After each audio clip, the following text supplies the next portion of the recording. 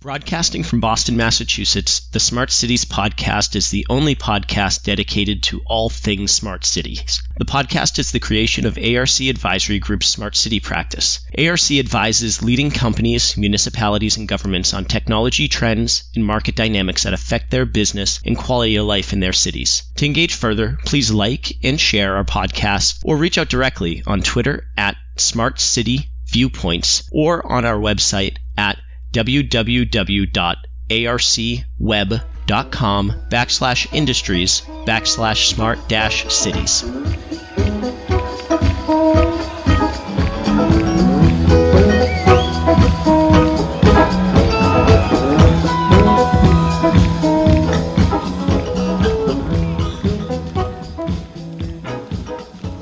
Welcome to another edition of the Smart City podcast by ARC Advisory Group. I'm thrilled this afternoon to be joined by Kevin Smith, the Chief Commercial Officer for Canvas AI. Welcome, Kevin. How are you today? Doing very good. How are you doing? Great. It's great to have you.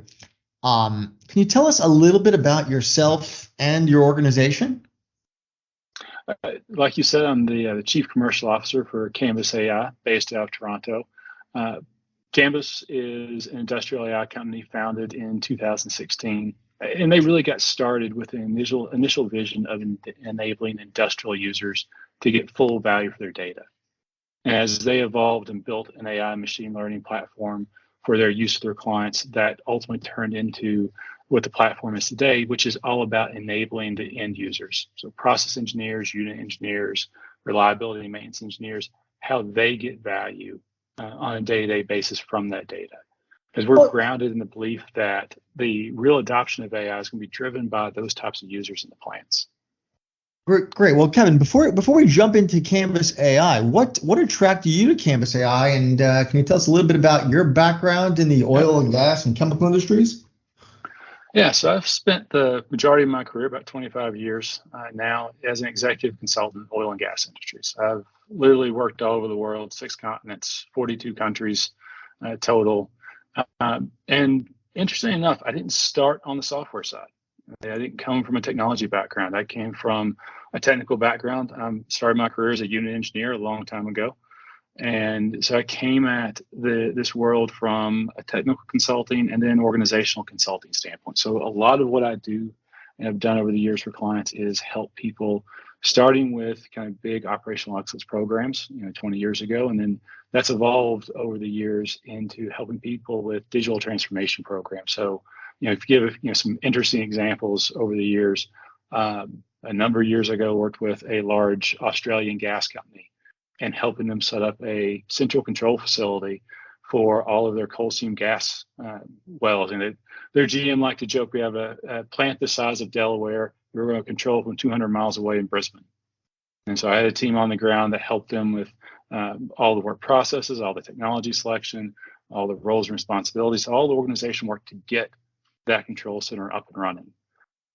Another good example in the Middle East, this was helping them set up an optimization facility for all of their chemical facilities spread out across Kingdom.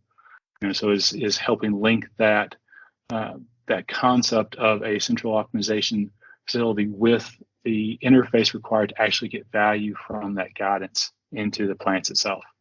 And then again, a little more closer to home, another good example of this, a little more recent one, is working with a corporate business process team on a large chemical company.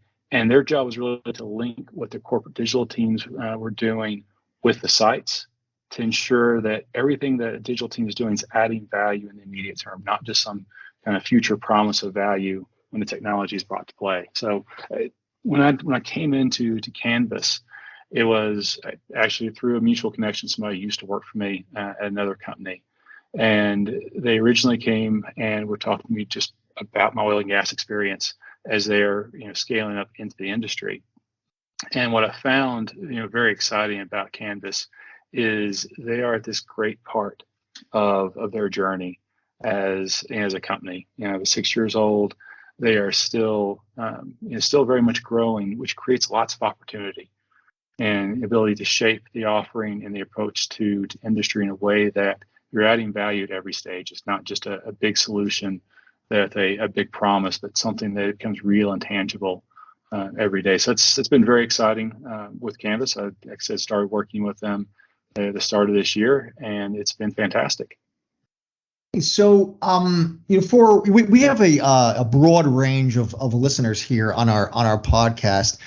For those who might not be terribly familiar with AI, particularly industrial applications of AI, Yeah. can you help us with a foundational just perspective of that, and maybe how that supports the range of digital transformation efforts? It's a fantastic question. Let's give you the kind of real kind of short version of artificial intelligence. So a couple of things with artificial intelligence. First off, in real simple terms, you're just teaching a computer to learn very much the way humans learn.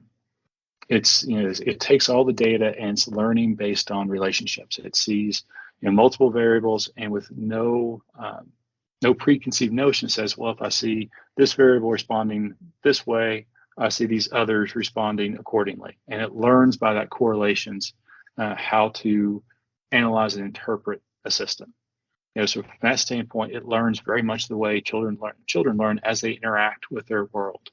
And one of the great things that brings to it in an industrial setting is it takes out the biases that people like myself as engineers often bring with us. And so it can look at large quantities of data at the same time with no bias. It just says, hey, I saw these things are reacting together. And that insight in itself opens up lots of opportunities around it. Now, one of the things that becomes interesting is we have been conditioned by the media and, quite frankly, movies and TV to view AI in a very specific way. We think of artificial intelligence as a replacement for people. And we get, movies like The Matrix, and we get, Skynet, and we get, all those great things that are great for movies, and we get this perception of what AI is. And what we miss is AI, when it's done well, isn't about replacing people. It's about augmenting people. It's about enabling people to get real value from the data that allows them to think and think creatively, because that's one of the things that AI does not do. It's very, very concrete in its thinking. It says, if I see this, I expect this. Humans have the ability to take that analysis and apply the level of creativity that you cannot recreate otherwise, and really start shifting how we work in our industrial space. And so when you think of AI and you think of machine learning, it really kind of underpins a lot of other technologies, but it's really about how we take analytics from the data we have. Wow, thank you for that. As we think about AI, often it's thought of as not necessarily a near real time or a real time application.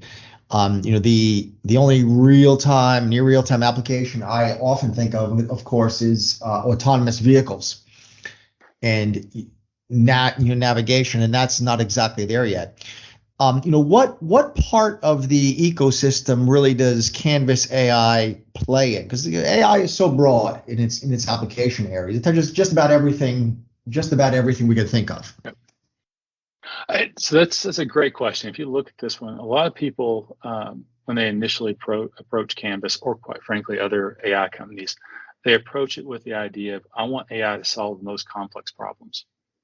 I want to apply something that can look through just mountains of data and come back with answers and insights that my people just can't come up with on their own, because there's so much data involved. And this is where you get this not real time approach to things, because I got to deal with mountains of data. I have to bring them into the system, et cetera. And while those problems are interesting, those are not what's going to change and transform how people work in our industry. And so where Canvas has really come in is focusing on more discrete problems. And so on one hand, we do get involved in applying AI to deal with bad actor list from a reliability side. So very much an offline application to support a real-time troubleshooting, to deal with bad actors. But we also get involved with setting up AI engines to help move things along more quickly. So just to help people improve people's efficiency. So as a good example, in the refining space, yield accounting is something refiners will talk about a lot. It's simply, do I know where every molecule out of that barrel of oil is going? and kind of make sure it balances out. So I'm accounting for everything I can sell in real simple terms. So you'll find unit engineers, a regular activity for them on a weekly basis is just closing the material balance. So right now we are working with a customer to build an AI solution that doesn't do the material balance for them, but it highlights when they can't get it to close, when there's an issue, it finds which sensor is off, which is the sensor that's first creating the problem, not allowing the material balance to close, and then from there, using the data that's available, making basically an educated prediction, so a soft sensor, to create the data needed to close the balance. So this is a good example of a real-time application, something that people are doing week in, week out from an engineer's standpoint, and the AI just runs. Now, you take that all the way to another example with a client where they built an AI engine that was guiding their production runs. And it started in the very beginning pieces, they were using it to check quality because there was a 4-hour delay from the lab analysis around it. And they want to say, we need to get this to real-time, a real-time sensor so we don't lose 4 hours of production if we're off. And when they very first started with it, it really was running it behind the scenes on data. And then they started to put it online, but still had an operator involved. And they getting people to the point of, I'm looking at the data, but I'm not really taking the advice, until they started developing real trust in the analysis. And then you have something that becomes integrated in how they work. So now I have a soft sensor that becomes a data point that the operators are using day in, day out to control the unit. And we've even had clients take it all the way to closing a loop and dropping the soft sensor that's created by the AI into their control system. So we have the whole range. But what we find, to really be successful, while the big complex problems are interesting, the things that impact how people work day in, day out, those are the ones that really put companies on that transformation journey and really start getting value for that data. Yeah, I mean, just thinking about the three pillars of digital transformation, of course, there's the technology, there's the new business processes that evolve, we're using that technology. And then the third one, and perhaps the thorniest, is training your staff to embrace both the technology and those new business processes. And I could see with AI, it can help be a guide to the to folks on both of those issues about learning the technology, experiencing and working with it, as well as knowing what to do with this evolved business process that you might have. Evolving from that 4-hour feedback from the lab to a near real-time few-minute response rate. That's interesting. So what's the let me ask what's the current situation regarding AI and machine learning? Are we in the infancy of this industry? Are we nearing some inflection points where there will be mass adoption? Where do you think we are? It's interesting. So I'd say we're in the infancy. Has been going on for a couple decades. I remember I very first got involved in discussions around, at the time they were calling early event detection, which is AI has stepped in to fill some of that space. And that was probably 20 to 25 years ago with companies like Exxon and Shell and Chevron. So as an industry, we've been at least thinking about this for a long time. The problem has been having the computing horsepower and the data to really make that a real-time application around it. So I would still say we're very much in infancy, but we're in infancy from an adoption standpoint. And some of that is a reflection of the technology, some of that is a reflection of the computing horsepower, some of that, quite frankly, is a reflection of the people. Because as we're looking at industrial applications for AI, it's like thinking about a self-driving car. And that's something that everybody thinks about when they think of AI these days, because it's present in the media. We see the reports of car crashes, because of the AI. And quite frankly, to be fair to that space, it's less the AI, it's more about the variability from all the human drivers. But that ultimately gives us a view on really where people's minds are at. It's that trust associated with, do I really put a lot of stock in what a computer is telling me to do? And I want to take action based on that, because it's that view of, well, I didn't think about my own a computer is telling me this. Can the computer actually be right? So when you start thinking about the adoption infancy, some of it is this idea of the risk analysis we all go through and looking at what we adopt and what we don't, what we make use of. So one of the big mistakes I see, and quite frankly, one of the things I think is keeping industry very much in its infancy is I think we're focusing on the wrong problems. We're focusing on very complex issues, and sometimes complex from a technology side. I need lots and lots of data, and it's the type of data I need. More often than not, complex from a change management side. So as an example, a lot of people approach AI applications in the industrial space from a predictive maintenance standpoint. Makes sense. It's a perfect application. If I can predict a piece of equipment failure, then I can start planning for the repair of that ahead of the curve, take it down, repair it while it's a small fix versus it's failed catastrophically. Get it? It makes perfect sense. The problem we start running into is when we go down the predictive maintenance side, if we think holistically, is that's a significant change in how people work. And we're not talking about a small shift in how I think about my job, how I think about how I manage my plant. You're fundamentally shifting from a reaction-based or even a time-based approach to maintenance to one where I'm trusting a computer to tell me when it's the right time. In the back of my mind, I'm thinking, well, what if it's wrong? What if it's wrong and that piece of equipment fails catastrophically because I didn't take care of it appropriately? And those are all the very real, valid concerns people have. And those are some of the things that keep us in this infancy. Now, a few things have happened recently. One, the COVID in the last couple of years has caused the industry to start thinking about technology a little bit differently. As we see the great resignation and we see expertise leaving our companies, and we are asking the question of, okay, now how do we augment, the newer employees are coming in, how do we lower our operating costs so they're more competitive, so we're more sustainable if, something happens to our demand for our products. All these things are shifting how companies think about technology and recognizing there's a real business need that's pushing this. So now I have, on one hand, an industry that is, risk adverse for very good reasons, but now I have this, external pressures, everything from cost to sustainability to maintaining that experience and expertise in the company. And so it's getting people to really put, energy and investment and time into the whole digital transformation, and that's part of where AI and ML come in.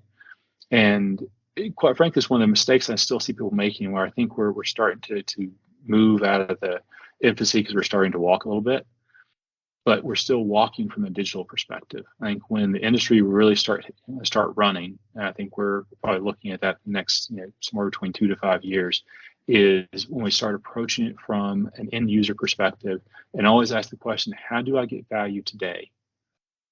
So not just how I get value sometime, in the next 3 to 5 years, or sometime when I get the data in place, or when I get this application in place, but how do I get value for the users today in a way that sets me up for the next step tomorrow? That's when we go from crawling to walking to just hit a dead sprint, and we really see the industry take off in terms of its adoption of technology. Yeah, Kevin, it's interesting because I come from the transportation space, and there have been some substantial psychological studies about autonomous vehicle driving. And it's really, arguably, at present, it is safer to now have a computer drive your car today. That's pretty well documented. But for mass adoption, it requires the average person to embrace the idea of the computer driving your car. Yep. And for that perception to take hold, the results of some studies have been that the safety factor needs to be not just incrementally better, but better by orders of magnitude, so that the population believes it is in fact far, far safer and not just safer.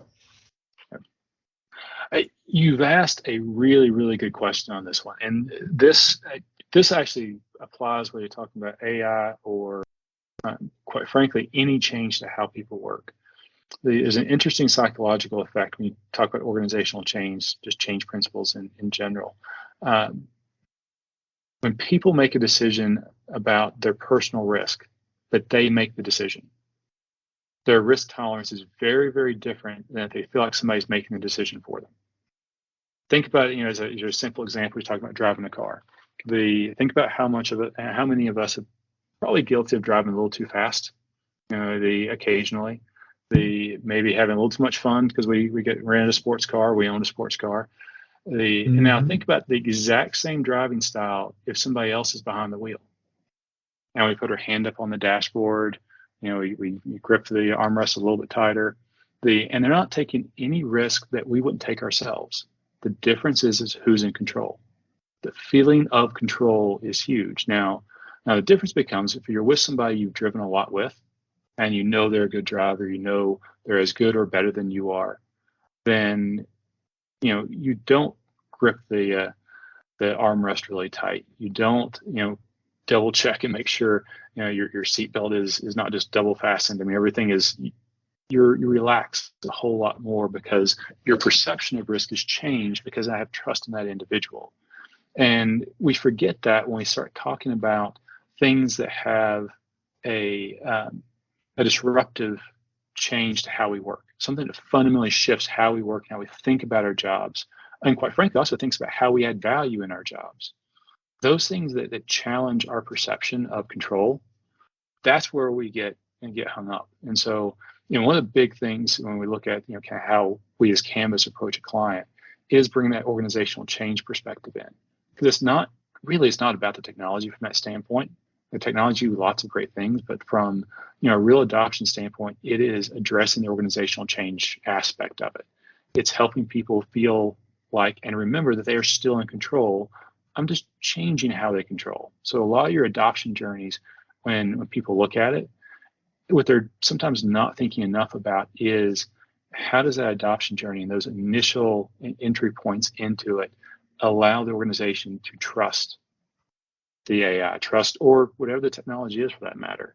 And you build that trust over time to the point where I start, now I'm willing to take that sensor at face value. And I'll react to that sensor at face value. Not, I see it, now I have to go prove to myself that that's actually right. You have to let the organization go through all those change processes. It's, to your example of self-driving cars.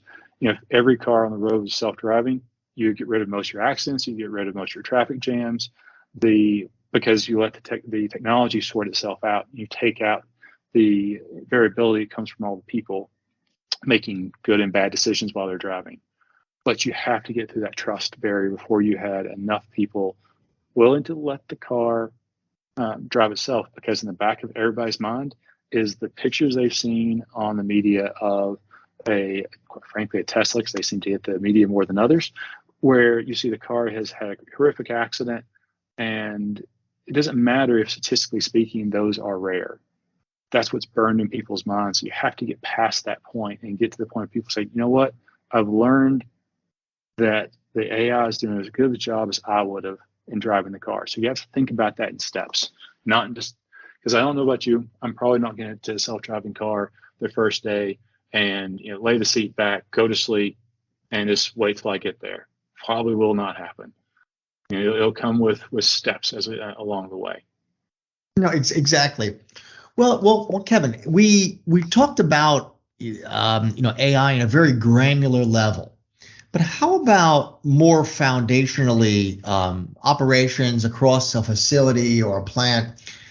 In particular, I was thinking that I remember some insights from Gartner that found 85% of machine learning and AI projects fail, and only a little over half make it into production. What does AI look like today from a organizational adoption level in terms of adoption and of course perceived success? When you start looking at those statistics, and I think they're ring true for a lot of people. You've asked the question, well, why do so many fail? So you have a couple of questions. Sometimes, quite frankly, it's the platform, because there's a lot of people coming into this space, and not all platforms are created equal. So there is that piece of it. But if you assume that your base platform, something like a Canvas, is sound, proven technology, Then it really comes down to two basic questions. And to me, both of them come to the same spot. One is, do you have sufficient data for the AI to work? Because remember, when we talked about this earlier, it said AI learns very much the way children learn early on in terms of how they experience the world. They interact with it and learn basically lots of if-then relationships.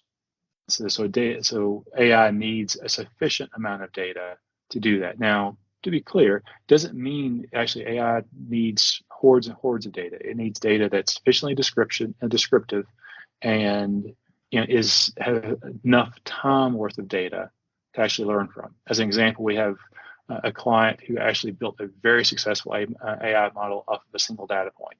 It was just a very rich data point. It was very descriptive about the process, and they had a lot of time for that data. So that's your first question. Do you have sufficient data? The next piece to it then is level of engagement of the people who are directly involved in that project. And that goes back to the discussion we were just having around the change management side. And one of the things that I've told clients for years on organizational change perspective is, if you're really looking at engaging people and getting people vested in any project, doesn't really matter what it is, find things that have emotional value to them, things that impact their day-to-day life from a work standpoint and make their job easier, that deal with a problem that's been nagging them for a long time, that allows them to accomplish something they couldn't before, something that has value to them. Not just value to the business, but value to the employees. Now, this comes from an AI perspective handy in two places. One, inevitably, if you embark on an AI project, you're going to have things come up along the way that you not anticipate. Whether it is data streams that you're expecting to be good that weren't, and you have to find an alternative, whether it is a redefining of the problem you started with because you find something better, or you find that your first problem didn't quite work out the way you thought it, things will change. So if people are vested in what you're trying to solve because they know that the solution has value to them, they're going to adapt to that change a whole lot better. They're going to react to things differently. And that involvement becomes huge on the adoption side. But the other side of this, when I look at this from a data perspective on this, and it's interesting because we started down this path of collecting more and more data a good 20 plus years ago. And to give you a really good example of this in industry space, people started giving field operators handheld devices to go collect reams of information about their equipment with the idea that would help me improve reliability. Now, the problem was we were collecting all this data, but we didn't really know what we're going to do with it. And so again, that the data did not have value to those employees. Oftentimes the data went into a black hole because it sounded good. If we collect the data, it'll be great if we have it, in this event. And we didn't think about how we created value for those individuals. And so, what we did instead is we taught people we really don't care about the data. We just care about getting out the plant and looking at stuff, and the data is secondary. So as a result, the data streams got corrupted. Or when we look at some instrumentation that's on the plants, when we're prioritizing what do we fix. If we don't value the data, it won't be the instrument. So if you come back and you're always going to have that focus on what's going to add value to the end users, the people who are charged with building, maintaining, and then using the technology, then a few things happen. Again, they'll change more readily when things come up. They'll adapt. But then the others, now I have value for these data streams that are coming in. And so now I can help not just figure out alternatives if there are gaps in the short term, but now I have real value in making sure these new data streams I want to add on to enrich the AI as I go forward. Now I know what's being done with it. So now I'll make sure the quality's there. I'll make sure the instrumentation is maintained. So that focus on people and things that have emotional value to people becomes important. And it's just kind of to close out on that one. You go back to our self-driving car analogy around it. It's, what is your interest? If you like driving a car, the chances of you letting the self-driving car drive itself is probably relatively low because you're enjoying the process of driving. However, if you're stuck in traffic on the 405 in California and you're doing nothing and a car can basically drive itself and you pull your computer out and get other work done and you'll trust it to do it, now that activity now has value to you. You're much more likely to adopt it in that scenario. So the more immediate value something has, the more readily people will adopt it.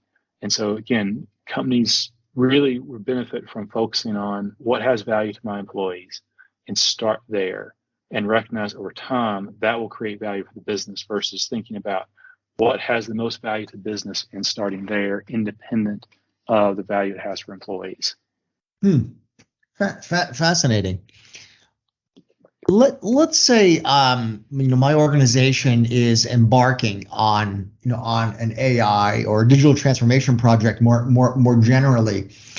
How does Canvas approach that project from the beginning, and how does your value proposition play to those to that project? And how do you differentiate yourselves from, say, the other competitors in the ecosystem? So actually, I'll start with your last question first, because that kind of defines a lot of the rest of the approach. Is one, within the Canvas team, we have a fairly broad background. We clearly have the traditional data scientist, but then we have people who bring in controls experience. We have people like myself who bring in organizational experience. We have people who bring reliability experience in the company. So one of the things that differentiates us is not the services we offer, because we're a software company primarily, but because of that end user experience, we approach it from a user standpoint. So when oftentimes when people come to Canvas, we have initial discussions are around this promise of what AI can do. They've seen a podcast like this, or they've read an article. They've seen something that says, "Wow, what if I can know something 2 weeks in advance that a piece of equipment is going to fail, or even better, what if I knew a month in advance I can change production plans accordingly?" And they get enamored with that. So we'll get calls similar to that. So, okay, can you help us on that journey? And the answer question is yes, we can. The Canvas was built as a enterprise level platform, so it can support that type of solution. And we do get involved in building some of those out. But where we start engaging initially, I think one thing that sets us apart is, okay, understand the big picture. Let's just talk a little bit. Let's start with a bit more simple things that add value to your people. So understanding how the organization wants to use it, understanding what the organization's vision is, and helping them think through how do you build to that vision. Instead of thinking through what's the quickest way I can get to, quite frankly, you using the platform on an enterprise basis, it's what's the quickest way I can get you to see value from the platform, because those are two different things. I'm approaching it from an enterprise sales standpoint. I'm thinking about how do I get this to the broadest application possible as quick as possible. And if I'm approaching it from how do I add value as soon as possible, I'm thinking, okay, I can solve the big problem, but are there other things that have more day-to-day value to you? The example I gave referenced earlier, where the case we're using to help a client use AI just to help close material balance issues in their process. And that as a business case, if I run the business case on that, yeah, it's interesting. Does it fundamentally change a business in terms of performance? No, it doesn't. Does it impact the engineer's time? It does. That's anywhere from 4 to 8 to 12 to 16 hours a week that they're getting back. Now, what that does by starting by something small that adds value, that makes the rest of the adoption journey a whole lot easier. So when we start with the client, we start with that initial focus. What's going to add the most value to the end users first? And how do you balance that against that longer term vision so you're mapping out that adoption journey over time? So is it? I think what I'm hearing here, surmising, is that when you do enter a discussion with a potential client, you are cataloging and documenting a comprehensive set of needs, of user needs, probably over the entire life cycle of the project. But then what you choose to implement is really the quickest ROI projects. Is that a fair assumption?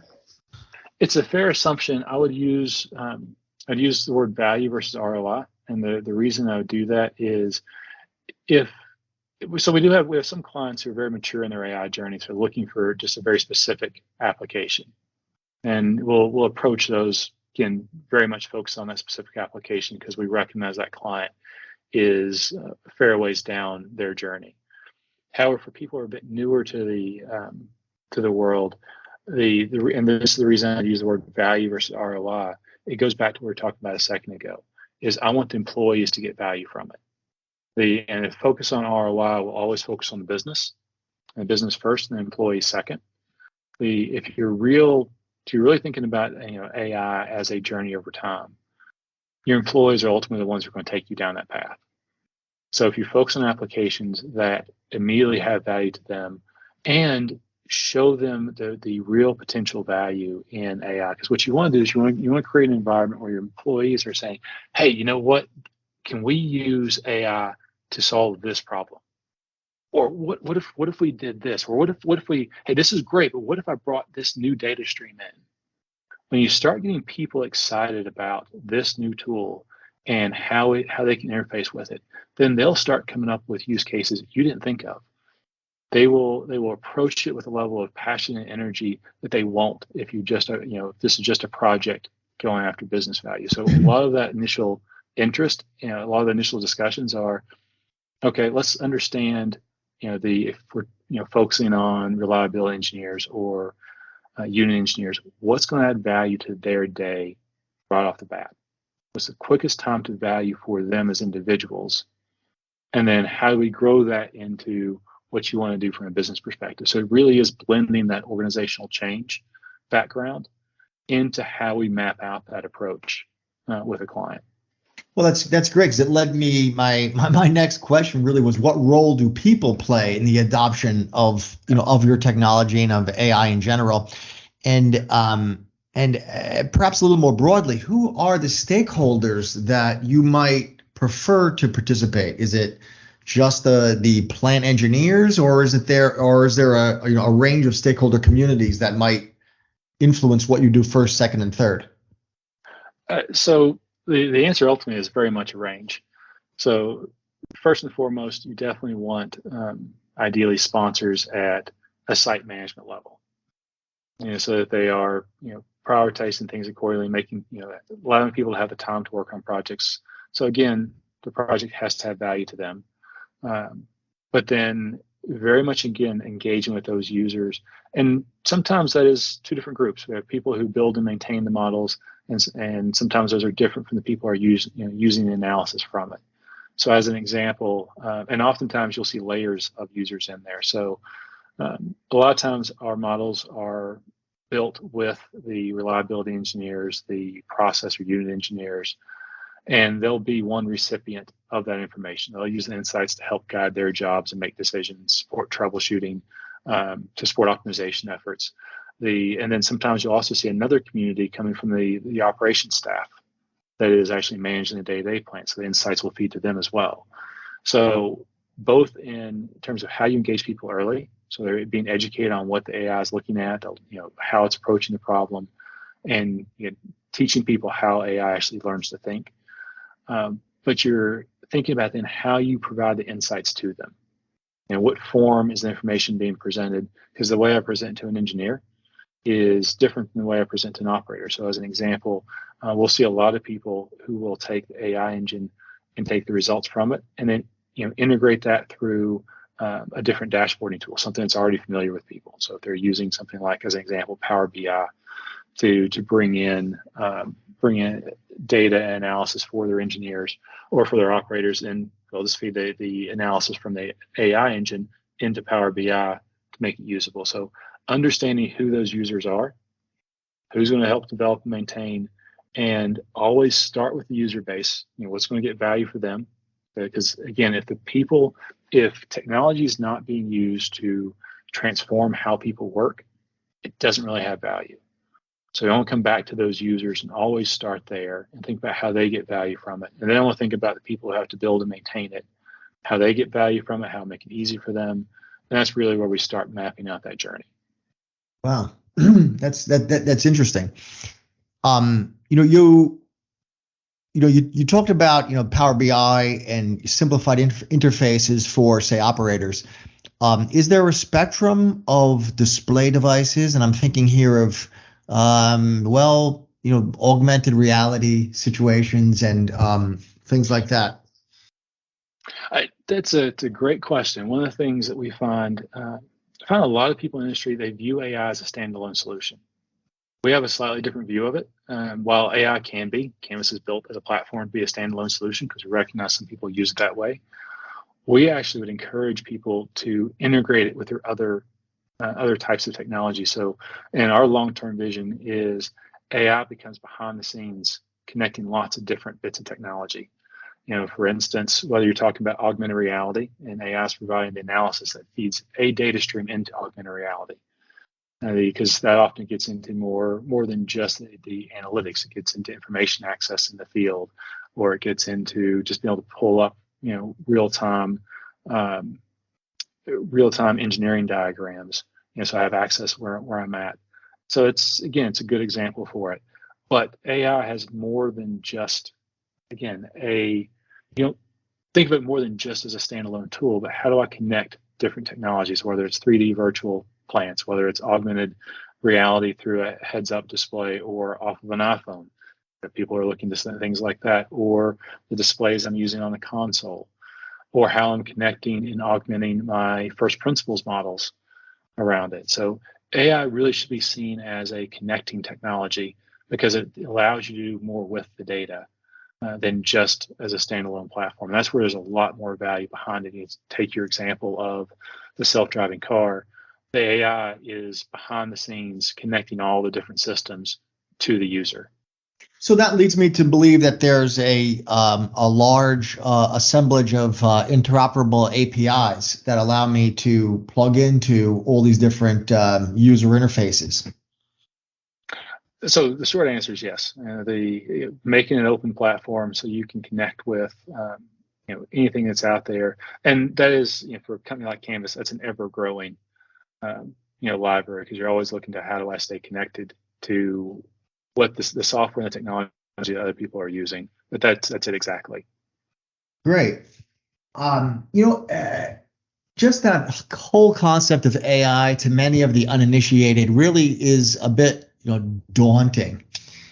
What can you say to those who might be in plant operations, facility management, the financial managers of those properties, in terms of what's real about adopting AI today, and where are we evolving to in the next in the short term? Because I know Moore's law doesn't slow down. So where are we today in terms of really the business case and the value proposition for Canvas AI in particular and AI in general in plant operations? So I guess two things. And the first thing I tell anybody is start small, and as you get started, have realistic expectations. I think when going back to one of your earlier questions around the Gartner study, there's a lot of things fail because people start with expectations that are too big, and they create problems that are very difficult for people to get their heads around, and they start consuming too much time, and people aren't getting value for that energy right away. Mm-hmm. So it goes back to the comment throughout all this. If you start small and things that have value today, then that puts you in a much better position to deal with the more complex problems, because people now have faith that energy is building to a solution that's going to make sense for them. And the other side of this is, when I say starting with realistic expectations, I have a good friend who's a chief digital officer for an industrial power company. And we were catching up a few weeks ago, and he made a comment that stuck with me, so I like the way he said it. So, you know what? If I get an AI solution that gets my engineers 50% of the way to the right answer, if it does half the work for them and lets them really kind of engage where I need the engineer to engage, and really taking that initial analysis and thinking through those different connections to solve the problem, to me, that's still value added. I've saved half of their time on that solution. So again, coming back to having realistic expectations as you get started, it's your self-driving car one.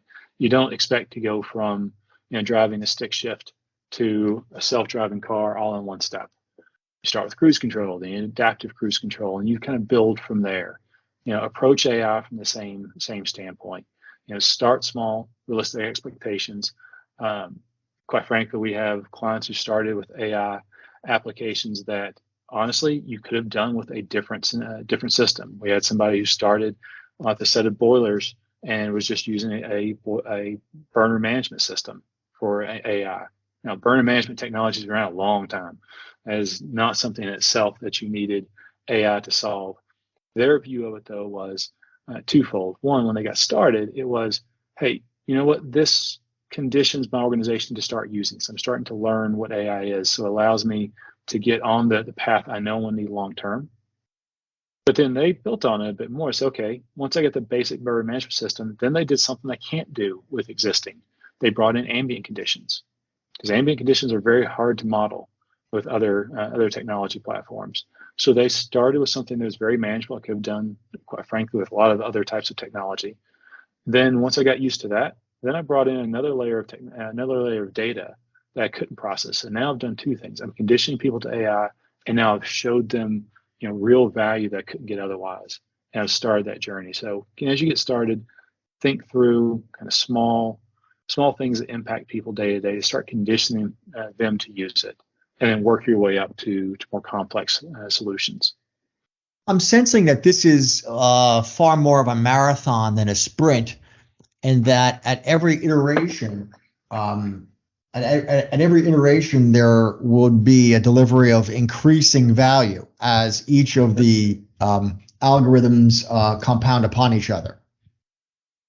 That's it exactly, and it's one of two approaches. There's one approach where people start in with more limited data sets and a smaller problem, and then as they mature with their use of AI, they'll add in additional data sets and they enrich that problem they can solve.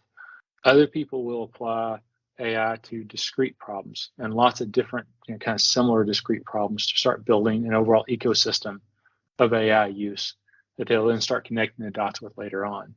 And so different, people's AI journeys are different, but by starting smaller and really creating a pull from the company and from the people in the company, that's where you're going to get value from. So it's remembering that you are, to your analogy, you are on a marathon. You don't want to try to run yourself out and exhaust yourself in the beginning. You want to build that endurance into the organization. You want to build that vision of where you're going, and starting with those first few steps, and you add to it as you go. And realistically, what I'll tell anybody is, while you start with a clear vision of where you want to end in AI, what I guarantee you is the path that you'll end up taking is not going to be the same path you think you'll take. Things will change.